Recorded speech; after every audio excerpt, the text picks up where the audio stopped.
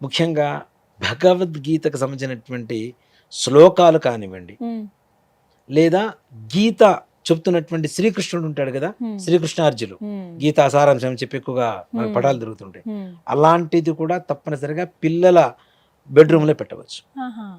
అయితే ఒకటి విన్నానండి, విశ్వరూపం ఉంటుంది కదా అవును. అదంటే అప్పుడు అర్జునుడికి ఎలా అయితే చూపిస్తారో ఆయన, ఆ ఫోటో ఉండొద్దు అని అంటారు. అంటే నిజమేనా? విశ్వరూపం అంటే సకల దేవతా సమ్మేళనం. ఆ, అవునా? ఆ. ప్రపంచంలో ఏముందో మొత్తం దాంట్లో ఉంది. అవును, అవును. అంత దాన్ని మనం తట్టుకునేటువంటి శక్తి మన దగ్గర ఉండాలి కదా. ఉమ్, ఇప్పుడు చిన్న ఫోటో పెడతాం విశ్వరూపం, దాంట్లో క్లారిటీ మనకు తెలియదు. ఉమ్, పెడితే పెద్ద ఫోటో పెట్టాలి.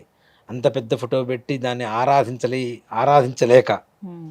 మనం ఏదో షోకేస్ కోసం ఆ, ఏదో ఫోటో just పెడుతున్నాము decorative అంటే piece లాగా పెడుతూ అది ఉంటారు అస్సలు కొంతమంది. తప్పమ్మ. అలా పెట్టకూడదు. ఉమ్, ఇంకోటి కూడా పంచముఖ ఆంజనేయ స్వామి వారి పటాన్ని కూడా మనం హాల్లో పెట్టుకోకూడదు.